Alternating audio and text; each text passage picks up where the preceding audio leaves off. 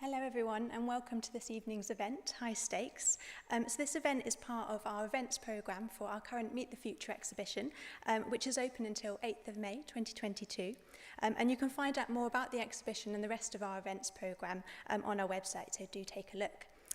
So through the exhibition, we've been privileged to work with the Livestock, Environment and People Research Group, and we're delighted to have with us here today Professor Jim Hall, who is Professor of Climate and Environmental Risk, and Dr. John Lynch, who is postdoctoral researcher in physics and environmental scientist interested in the impacts of agriculture.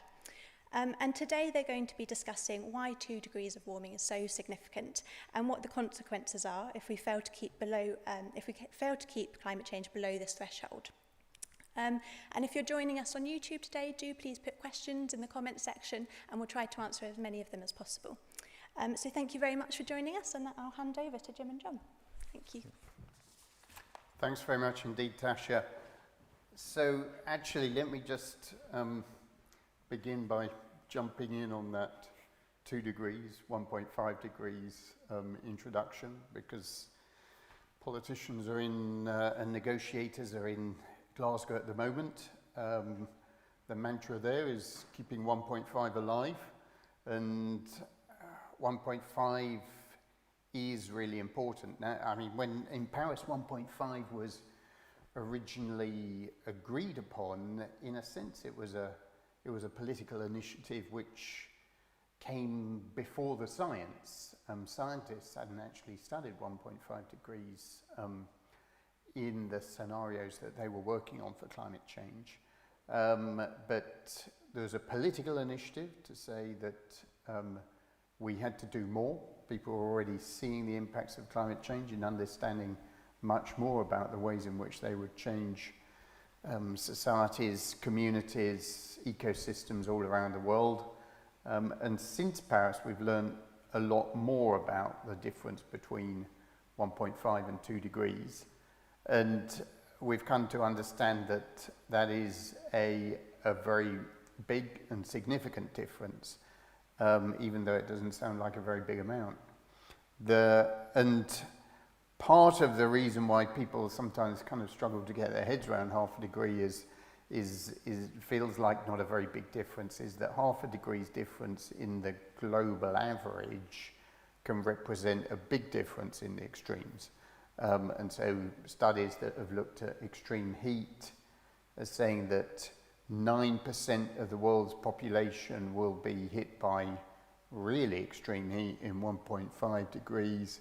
That goes up to 28% of extreme heat in 2 degrees. So 1.5 versus 2 really matters. It matters a lot for ecosystems too, that these are the most sensitive systems when it comes to the impacts of climate change.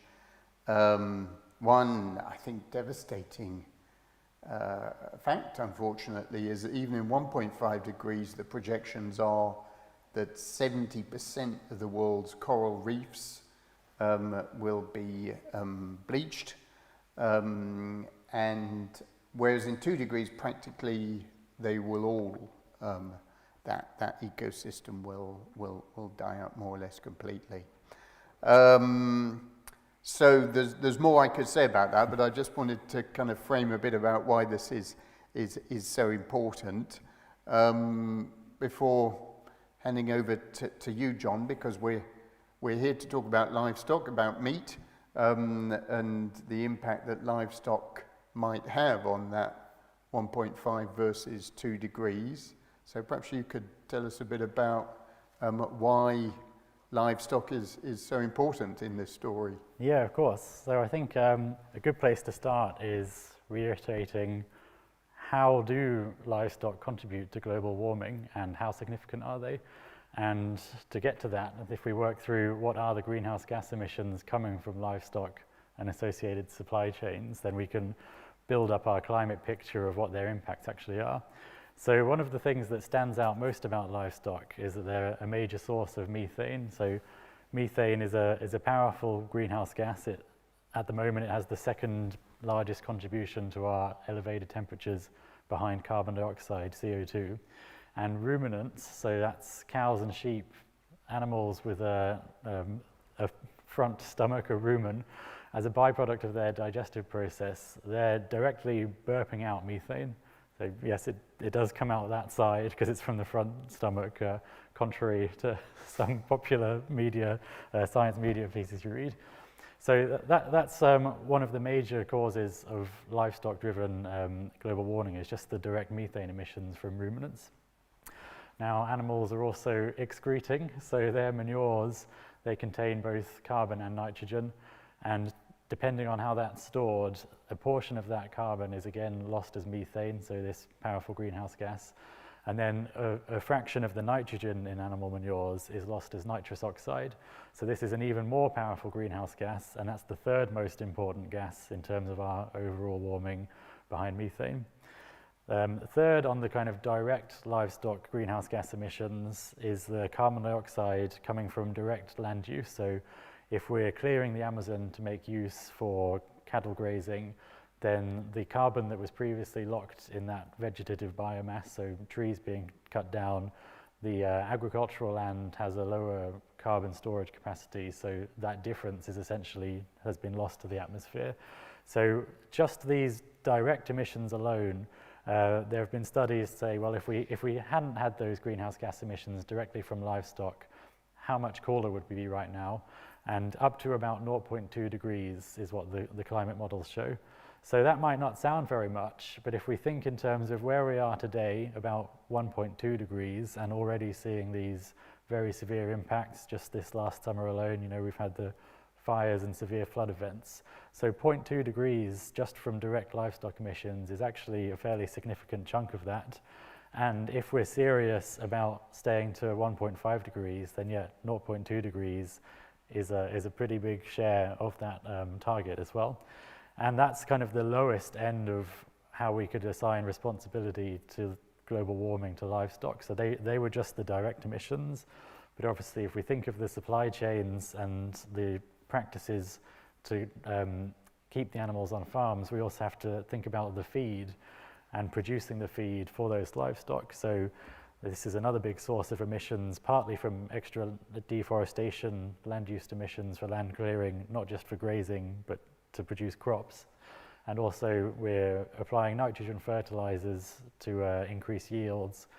And again, a portion of that nitrogen isn't taken up into the plants. It's lost as this very powerful greenhouse gas, nitrous oxide, in the same way some of the manure nitrogen is lost. And so if we added those in, we could be getting up to perhaps 25%, so a quarter of current global warming is potentially attributable to livestock. So they're not the dominant cause of global warming, and we still need to have it in mind that we absolutely must eliminate fossil fuels and get to net zero CO2, and we can't forget that that's always going to be kind of the climate priority. But they are a substantial share. Livestock are responsible for a substantial chunk of that warming, and unless we do address livestock emissions and significantly reduce them, then it's going to be basically implausible, if not simply impossible, to reach 1.5 degrees. And we've even shown some of the research on LEAP is that if business as usual trends continue in terms of escalating demand for livestock, increasing livestock-based emissions, then the extra temperature increase from the agricultural sector alone will already take us past 1.5 degrees and quite a long way towards 2 degrees. So it's something we definitely need to address if we're to keep those targets in sight.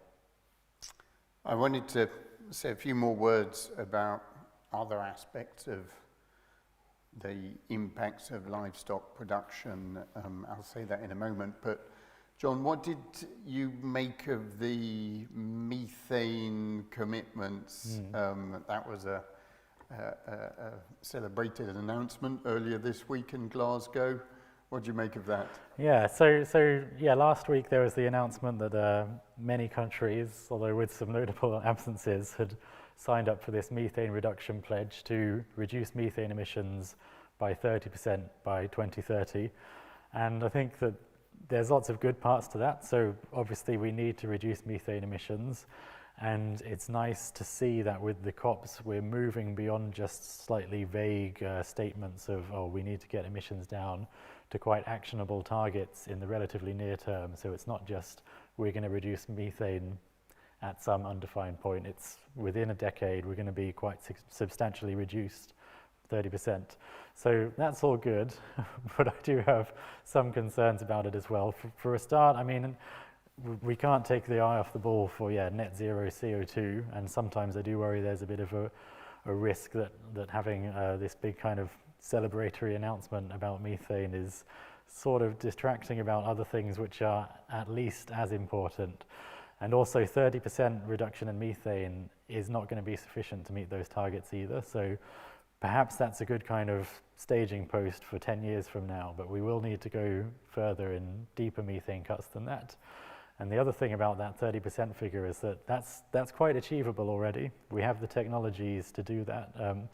So it's good that we have a realizable policy, but I think we do need to escalate ambition.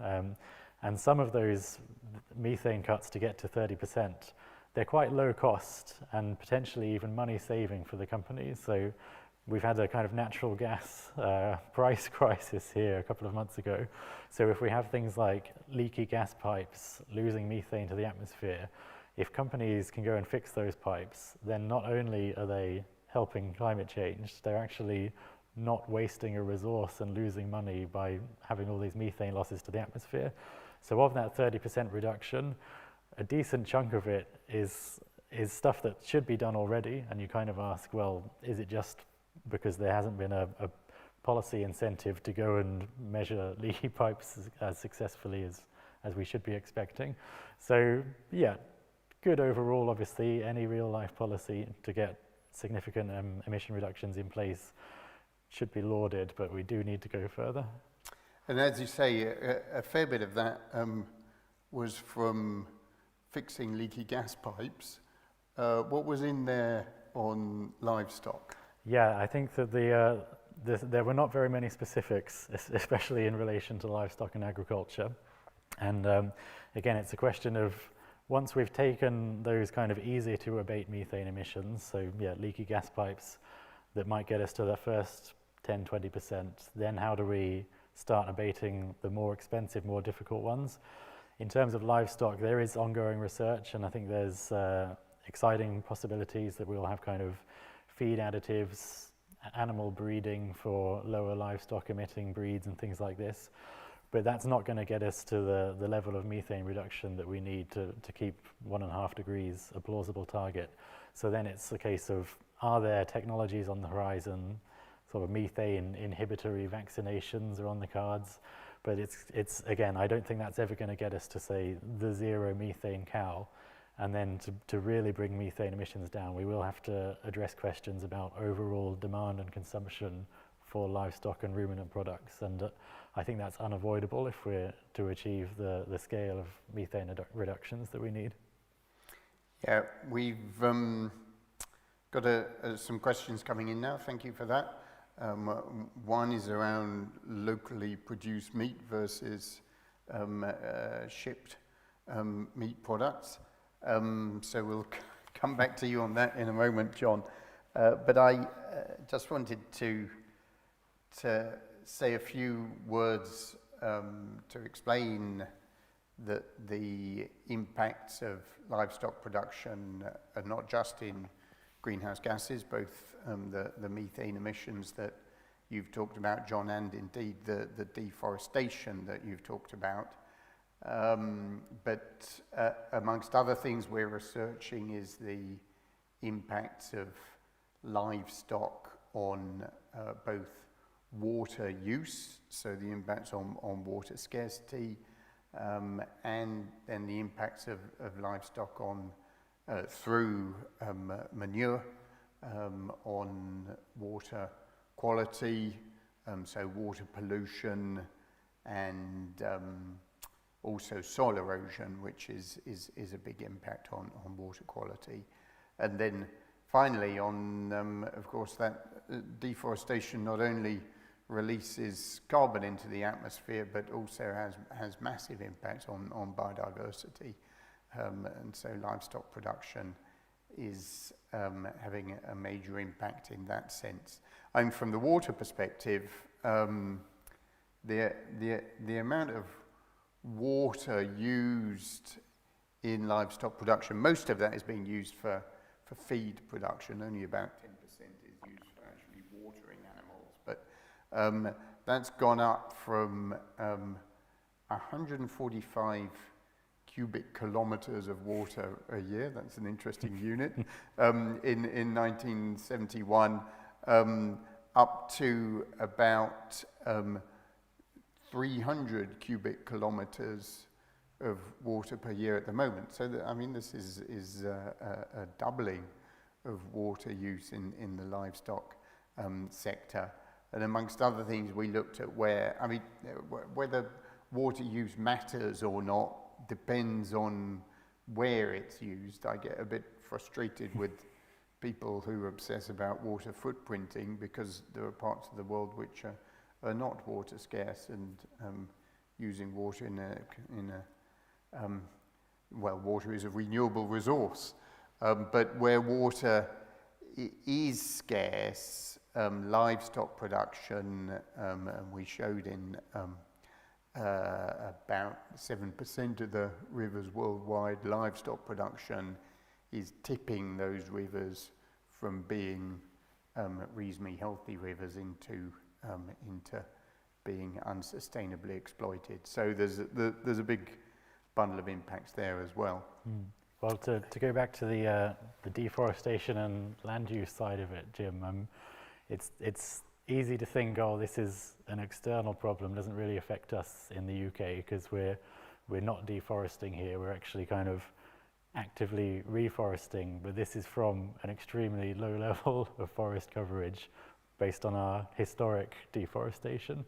So even if we're not actively deforesting here, there's still a question of, is maintaining land for agriculture and for livestock, does that have a so-called carbon opportunity cost in that you're not then freeing up that land to grow forest on, or for other potentially useful climate purposes such as bioenergy for biomass for energy generation? And we could have a whole other discussion on the pros and cons of that. And there's concerns about the scale at which people are proposing renewable energy through biomass, but I think that it will be a piece of the puzzle because, as I said earlier, removing fossil fuel use and switching to a renewable energy system is the main priority for the climate, and that's kind of, unless we achieve that, we won't meet any climate targets, and that's going to need all hands on deck, all renewable energy solutions, and I think biomass for energy is going to be a part of that. So it's not just a case of, well, we're not chopping down forests here, so there's no kind of climatically relevant livestock and land use question. There's still the case of what do we use the land for and what could it be used for and what balance do we achieve in the future. And actually that speaks to this question around locally produced meat versus imported meat. In fact, the question here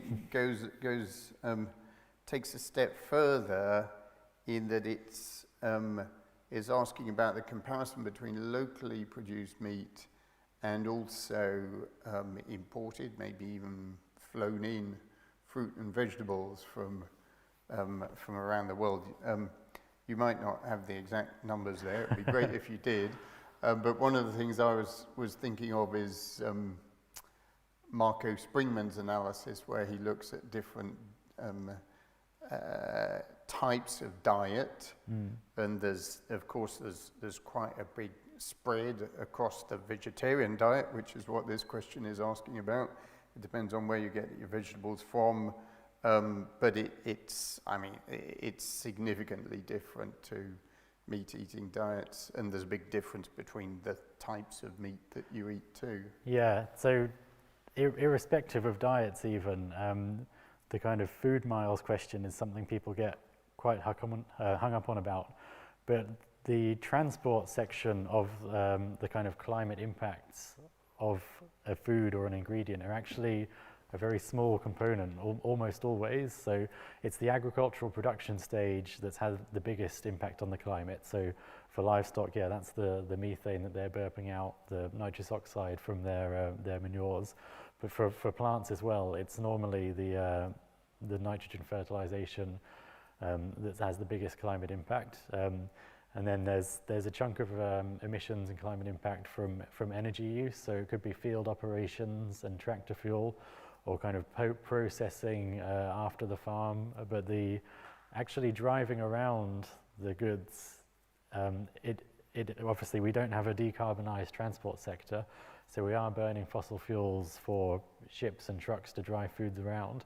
But you can transport quite a lot of foods quite cheaply, and especially if it's by sea freight, you can pack a huge amount on a ship. So scaled down per item, yeah, you actually find that the fossil emissions footprint is really dwarfed by the agricultural production stage.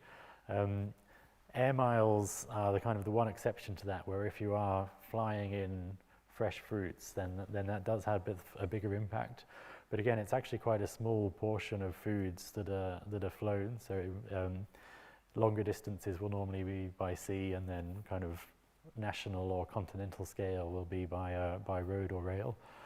That isn't to say that you might not want to support local food for other reasons, because you kind of know what's being produced. Maybe it's simply that you want to encourage the type of organic farm down the road. Maybe it's high animal welfare. So it's not that it's kind of gets rid of the whole point of focusing on the origin of your food. But in terms of the simple climate impact, then we do often seem to exaggerate food miles. And sometimes it can actually be more efficient for the climate to ship your food from elsewhere. So if you're trying to grow fruit and vegetables out of season in the UK, and you need to apply extra nutrient inputs, maybe heat them in a glass house, then it would actually often be better for the climate, and often even involve less fossil fuel use if you'd grown them seasonally in, say, Spain, sometimes even seasonally in New Zealand, and then just transported them to the UK afterwards. Could actually be, on balance, the less climatically damaging. We're testing your knowledge of the facts here. There's a question of the proportion of land, agricultural land, that's used for livestock. Do you have a... Yeah, so there's different ways to slice this up, and it can get increasingly finicky as you're thinking about kind of crop co-products and how do they get assigned to different animals as the main product. But I think that the estimates that you'll see in the literature are about 2/3 to 3/4 of land use can be attributed to livestock, and that's the biggest areas of those are grasslands, so grazing areas, or feed production, so mainly cereals or soy being grown to feed livestock. But you'll find various different figures for this, but I think 2/3 to 3/4 is about the order of magnitude that most people agree on. All right. Yeah. So a big proportion of agricultural land use. And another question here is around raising crops and livestock in the same space, and there's lots of interest in various forms of mixed agriculture at the moment. Pros, cons of that? Yeah, I think, I suppose this is a real big foundational question we're grappling with in the way agriculture has developed. So we've gone from historically kind of mixed farms with long-term rotations, and then with the kind of green revolution and industrialization of agriculture, we had a more kind of specialization, high input, high intensity systems focused on one particular product. And through its kind of narrowly defined efficiency, that was achieved a great deal. We had massive yield gains, but now that we're kind of more sensitive to the negative impacts of that that if we go and spray massive amounts of, spread massive amounts of nitrogen fertilizer everywhere, then actually we've got pollution problems, greenhouse gas problems. And if we can reintegrate systems with a longer term rotation, with maybe a legume stage to rebuild the soil nitrogen, having livestock, ruminant livestock even as part of a rotation to rebuild soil organic matter and soil fertility, then we could potentially row back a little bit on having such input-intensive agricultural systems. So I think that, there's a huge promise in getting kind of a more integrated mixed farming systems, and hopefully we'll have more kind of like ecologically informed farming practices in the future. But we have still quite a fundamental problem with how much livestock, how much meat and dairy are we expecting to produce? Because if we were to meet global demand, everyone in the world eating UK levels of consumption, we wouldn't be able to supply that through the kind of lower impact mixed rotations that we're talking about. We can only supply this level of meat and dairy through these quite intensive production systems. So even if we are imagining that, yes, we could have livestock playing a role in a sustainable food system, it's going to be a more limited role than the amount that we currently eat. Yeah, but if we did that, could we get the productivity levels from the arable in that sustainable food system? Could we feed ourselves? And then we know that, as you've said, there are demands on the land for other purposes now, in particular in relation to carbon sequestration, bioenergy crops, and indeed restoring nature. Yeah, I think we could feed ourselves. So there's a huge range of studies looking at how might we redesign the food system, and at the kind of vegan end, there's how could we just simply minimize the agricultural land use footprint and maximize land spared for rewilding, afforestation, things like this. I think there are potential middle grounds where we're thinking about a kind of combination of land sparing and land sharing, and it will depend on what are our priorities for the land use. I think we could feed ourselves for that, but again, it wouldn't be feeding ourselves with our current diets. There would still be some adjustment required in the types of products that we're expecting. Yeah, and there's a question here which really asks, well, what does that mean for the landscape in this country? Where do you think we're going? Well, I think the Climate Change Committee have already kind of suggested that to meet our UK's net zero targets, we will have quite a significant change in our land use, and it will involve, in some areas at least, less agriculture and more forest.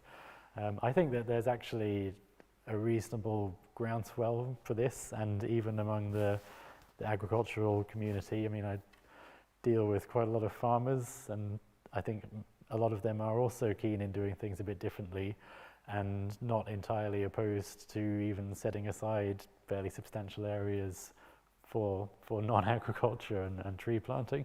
So I think it is achievable, and we're within the next few decades. I think you'll know this better than me, Jim, but if we're maybe looking for 20 to 30% increase in tree cover, I mean, it's a big change, but I think it's doable. I think the details haven't been fully mapped out in terms of how do we achieve local buy-in, make sure we're getting the right types of land use in the right areas, and where it's not just environmentally the right place, but where it's socially going to be giving outputs and rural employment. I think that there's still some work to be done in the details there, but I think we will see land use change.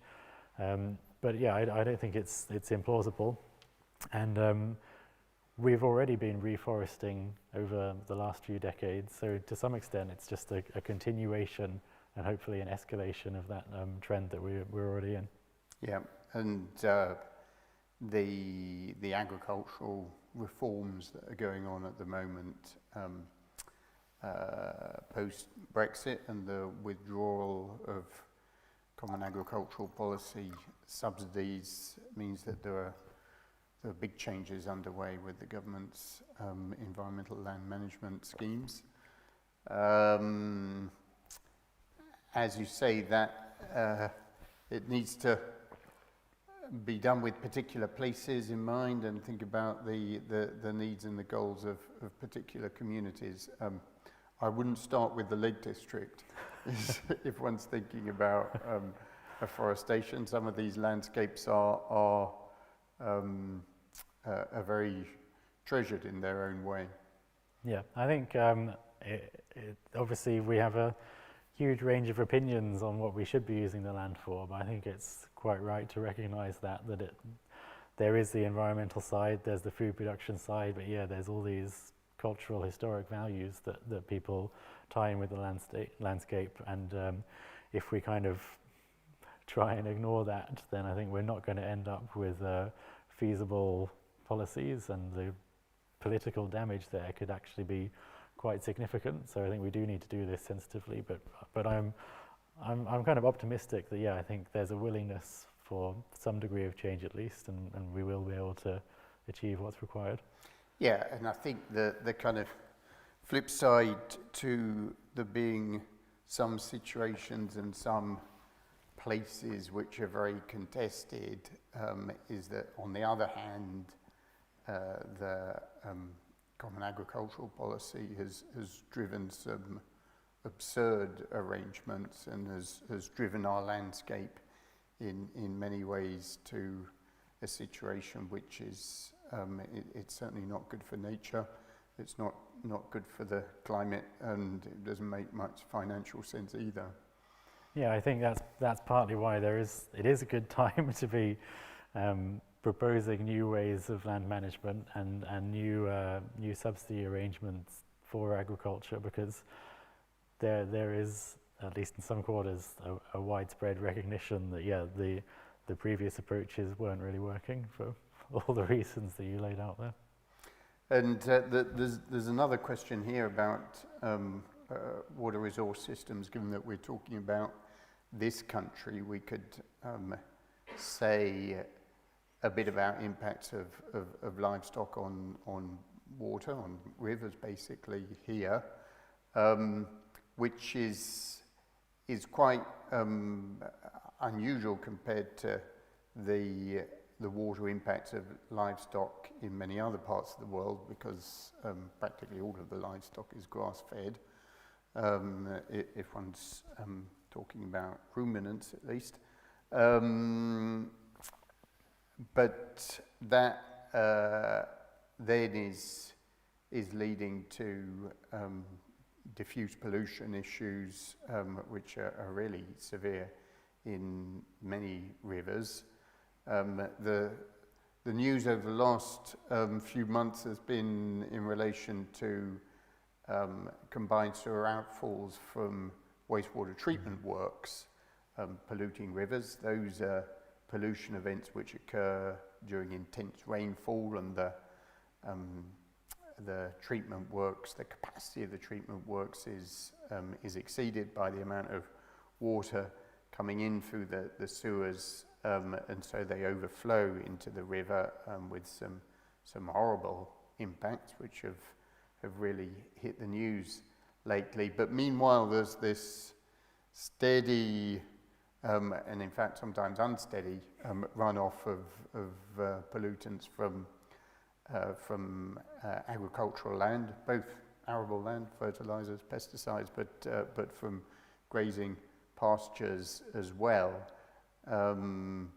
Often that's worse if you've had a dry period, and then immediately after the end of the dry period you get an intense downpour in it, and it washes both nutrients and indeed sediments off down into the river. And these are really quite difficult problems to solve. In a sense, the wastewater treatment works problem is an engineering problem to solve, and in some places it's been fixed. It can be fixed. In many others it hasn't.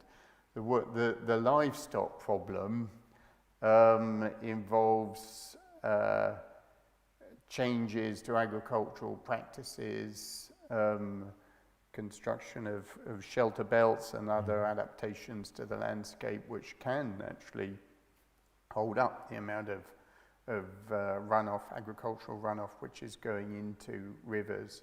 And it's possible that some of these agricultural reforms that we've been talking about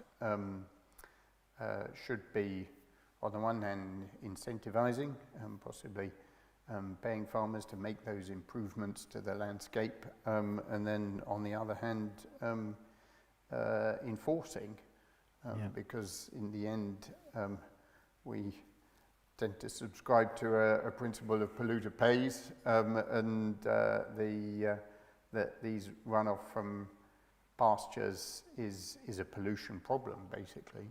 Yeah, my hope with some of that is that if we're moving towards a kind of public money for public goods setup of the subsidies, that we'll be able to kind of tick multiple boxes through single solutions. So, for example, if we're looking at nature-based solutions for carbon sequestration, then there's plausible routes through which you could encourage certain areas to be used for forestry, not kind of intensive forestry, but almost rewilding in a sense.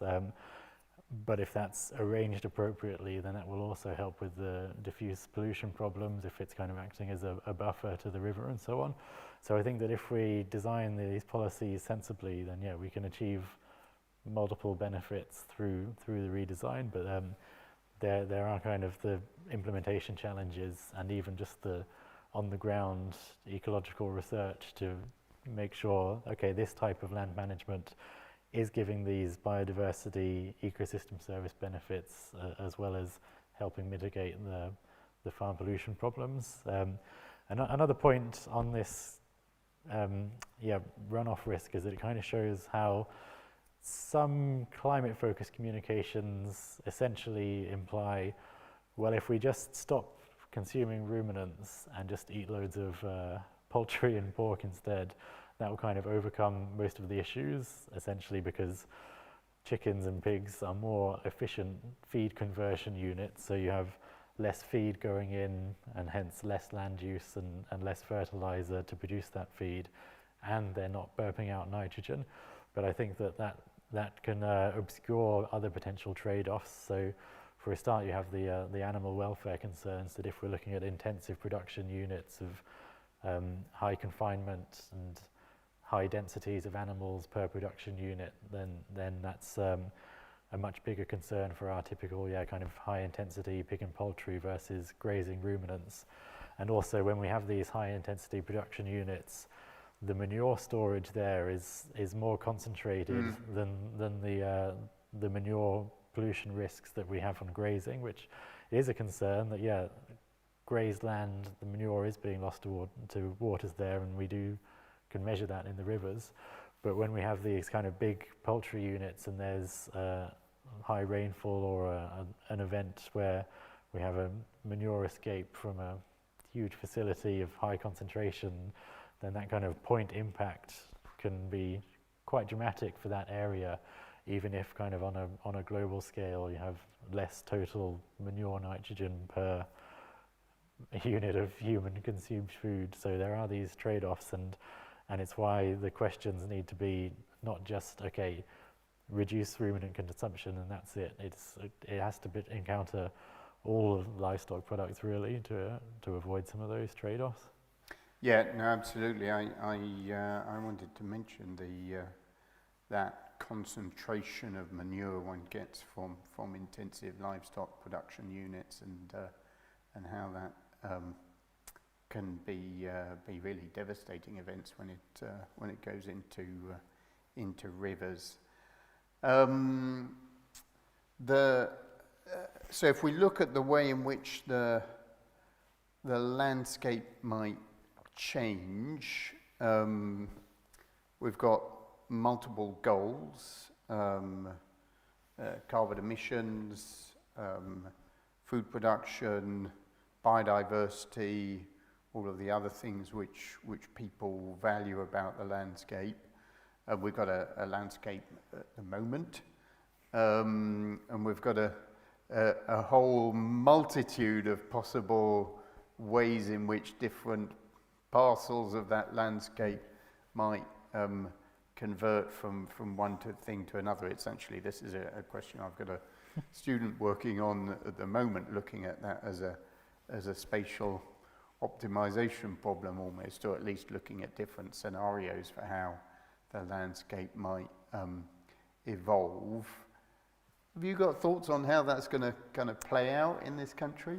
Yeah, I don't think there is any one single answer, although I am extremely interested in, how could we spatially optimize, and based on our criteria in terms of land use suitability, recreational access, cultural legacy, if we did try and optimize for the balance of these things, where might that take us? I think that it's a very useful method, and will help inform decision making, but I think it will also need to be a bit more of a, we can take the results from that to suggest different scenarios that we might see as desirable, but hopefully it will be a kind of bottom-up process to work with the land owners and land managers in different areas and get something feasible. I suppose having a training in ecology originally, I do see it from a kind of land sharing, land sparing perspective. So this is often encountered in kind of the two prisms for agricultural land use.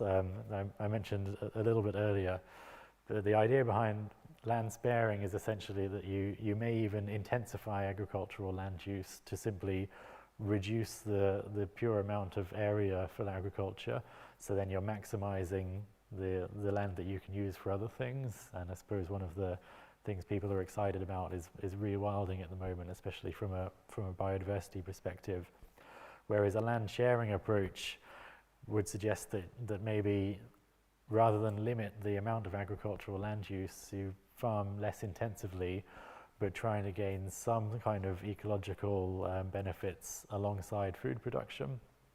So in terms of biodiversity, most of the evidence would suggest that it's land sparing that gives you the biggest wins, and essentially by having as much area as possible devoted purely to biodiversity, that's the way you get the best outcomes for species richness and ecological restoration. So I think that's fairly well agreed upon in the kind of biological conservation literature, but I think that there is actually a space for land sharing as well, partly in terms of meeting these multiple objectives and getting buy-in to make sure that the transformation actually happens, because if you're just promoting land sparing but no one actually wants to spare that land, then it's kind of a theoretical rather than a practical aim that you're declaring, and that's why I'm especially interested in these kind of spatial optimizations, because I think it's beyond the kind of theoretical. Well, where would we spare land and what would that look like? You could have this mosaic of different intensities of farming as well as different kind of land sparing priorities, and that would hopefully give us the best balance across all the metrics we're interested in, biodiversity and others. Yeah, that's interesting. One of the things we were thinking about in this exercise was to, having kind of looked objectively at the different benefits, so how a certain categories of land conversion might help to achieve your goals, to then look at those questions of land ownership or land tenancy, to see are the particular categories of farmer or types of community which might be more or less amenable to different types of change. So you're then it's almost a kind of brokerage type exercise of getting the best change out of the most amenable actors within the system. Yeah, I think we definitely do need to have in mind, not just the kind of physical modelling, but that decision-making process as well to achieve the level of take-up of these kind of policies that we need to get to our net zero target. We can't ignore that social element as well. Yeah. I mean, you also said something very important which speaks to one of the next questions here, is around how we measure all of this and how certain we can be about it. And you mentioned nature-based solutions, which is something I've come in contact with and worked on a bit in the water context, where people are very excited about the opportunities of catchment restoration, catchment afforestation, so-called natural flood management in alleviating flooding. We did a big scientific review of this, of the literature around natural flood management. And these are lots of things which there are many reasons why you would want to do it anyway, in terms of not only restoring natural habitats, woodlands, scrublands, re-wetting moorlands where they've been drained in the past, reconnecting rivers with the floodplain, so that there's much more interaction between the river and the floodplain. But actually the evidence around the benefits of all of those good things in terms of flood reduction is pretty thin, to be honest. And there's quite good monitoring in smaller catchments where you can actually pin down the cause and effect, but in big catchments where it's very diffuse and the water's coming in from many tributaries and it's very difficult to detect the effect at all. And in big floods, I mean, frankly, the whole landscape is soaking wet and the water runs off anyway. So there's no noticeable effect on the flood peak. So that's just one example.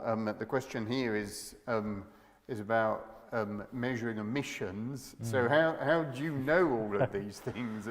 Presumably they put animals in sealed rooms and measured the amount of methane. Yeah, that is exactly one of the methods. I mean, there are study farms set up and kind of research labs where we're trying to get a mechanistic understanding of the processes through which agricultural greenhouse gas emissions are generated. And it might be something like you will try a novel cattle diet, and then while that cattle is feeding, which is a time when you can get it in a certain place for a certain period, we'll be in a container where you're directly measuring the methane that it's burping out. And there's other monitoring things, sort of backpacks that cows can wear with little devices coming out to measure the flow of gases as they're burping. And the same for kind of soil-based emissions as well. There'll be study sites where you might spread different manures or try different treatments of those manures, and then directly monitor what's coming off that little patch of soil based on your intervention. At a bigger level, and this is something that we might see more progress towards. Well, I'll take a step back actually. So actually at the moment, we have the kind of study farms that give us the mechanistic understanding, so then we can apply that to say, well, for this type of cow, which might be a dairy cow of a certain age category, producing a certain amount of milk per day, there's an inferred energy demand to produce that amount of milk. And then from all these different data points, we can then plug it in our equation that we've measured derived from the experimental setup, to say, well, this farm is probably producing X kilograms of methane per day based on the scientific understanding of it. And I think that these methods are fairly robust. They're checked and improved all the time because people are interested in to see what interventions might reduce them. So that we're always refining the emission factors. Sometimes that's through becoming more specific. So whereas, for example, your proportion of nitrogen fertilizer lost as nitrous oxide, you might have had one generic emission factor in the past. Now there's things like we'll separate it out by soil type and how wet the soil is likely to be, and then that will determine what proportion of the nitrogen is lost as nitrous oxide. So we have all these equations that we follow through based on the scientific principles. And does it go up or down if it's wet versus dry, the soil? Oh dear, you're testing me now. It's been a while since I was doing hands-on. No, I think that wetter soils have greater emissions, but don't hold me to that. I might have just declared something incorrect there. So that's kind of the current understanding, and yes, in the UK's national emissions inventory, it's not that someone is going around every single farm and measuring what's actually happening. It's based on the kind of national herd. If you follow through all these principles about the types of farm management and the types of diet, and then scale them back up, then we'd expect X million tons of various gases per year. What we're moving towards now is trying to supplement that with direct monitoring, so you can have kind of essentially eddy towers where you're detecting what's the real life methane emissions, and there's quite complicated physical modeling people can do to even begin to separate out what the different sources might have been. So was it the methane from a landfill around the corner or this farm nearby, and hopefully the numbers will line up with the kind of top-down measured versus the bottom-up estimated, and they agree okay-ish for now. But as we get more improved monitoring and simply more widespread monitoring stations, we'll hopefully get that alignment, and then at an even bigger level, there's a potential to kind of measure greenhouse gas emissions, concentrations, and maybe start to pin them down to emission sources through satellite measurements and things like that. So that's basically how it's done for the agricultural greenhouse gas emissions. For nature-based solutions, again, I'm coming at it from a more climate perspective at the moment. So in terms of carbon sequestration, again, the mechanistic modeling is improving, and we're getting more detail in the local environmental conditions to capture the rate at which carbon is stored as trees grow. But through kind of decades of forestry research even, I think we have a fairly good handle on knowing what to expect for that. And it's probably a bit less complicated than some of the more kind of landscape scale phenomena like the water quality. But Jim, my question for you is, when you do have a principle like that, where the public good is something that happens at landscape scale, or catchment scale, for example, if it's a pollution issue coming from lots of individual sites within that, then does that make it very challenging to design a policy to try and target individual actors within that, while it's actually the level of assessment is at a higher level than any of the individuals? Yeah, I think at least some of what has been proposed, for example, around tradable permits for pollution, which is one of the things that at least has been talked about, though is not part of the ELMS policy at the moment. The measurement issue is extraordinarily difficult, and so that one is the measurement, and then the other part is just getting your head around how you would set up such a market. I mean, the transaction costs in it are probably pretty high as well. There's quite a lot of experience of water trading, which is not the same, but is somehow is not far from that. And the Murray-Darling Basin in Australia is the most kind of celebrated example of a market instrument being used for that. But even there's big measurement issues, and also kind of market making issues. You've got to have willing sellers and willing buyers, and that doesn't necessarily already exist or always exist. So I think the first steps, if one's looking, for example, at diffuse pollution across catchments, is very simply just boils down to better monitoring.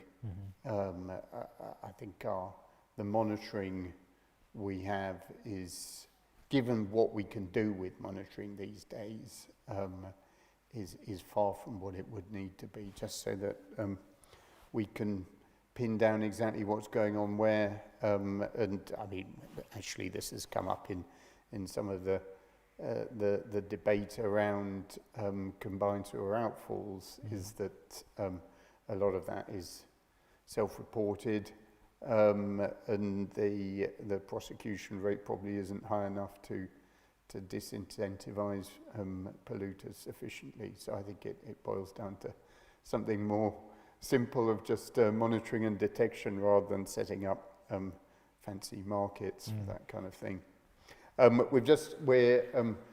almost out of time, but one quick question, again, which you may or may not know something about this. What about fish? Fish. So this isn't really my area. You have some of the same and some different problems with fish. So obviously, we're also worried about the simple population dynamics of some fish and whether we're driving them to extinction or fishing down the food chain and having ecological consequences there. In terms of more kind of farmed agriculture production, we have some of the same problems with greenhouse gas emissions. So if you have quite intensive, essentially, fish farms and you're feeding them there, you actually lose quite a lot of methane from fish farming there as well. And the energy use component is, again, also something to consider from fossil fuels and boats and this kind of thing, although not really my area on fish. There are some angles on seafood, though, that are actually looking quite promising. So there's quite a lot of interest in mussels at the moment because they are quite efficient feed converters. Well, as depending on how you farm them, you don't really need to give them any feed. You sort of suspend a rope in some water and then let them do their thing, extract some agricultural runoff in their growth. So you don't run into some of the concerns we have for conventional livestock about having to produce feed for them. Although I will say that other kinds of agriculture, some fish are fed soy products, so you still have the land use and production impacts as for terrestrial livestock. And many fish farms are also fed fish meal. So even if it's farmed fish, you still have the fishing supply chain going in there. So I can't go into that much more depth than that because it's not really my area. But we do still have some of the same sustainability concerns for fishing as well as some extra ones for fishing itself. Fascinating. Gosh, we've been quite a long way around the landscape. I think we're pretty much out of time. But thanks also to our audience and for a whole bunch of questions. I've managed to tick quite a few of them off, but not all of them, so apologies if we didn't get there. But thanks very much for joining us, and thank you, John, for sharing your knowledge with us. Oh, likewise. Thanks, Jim.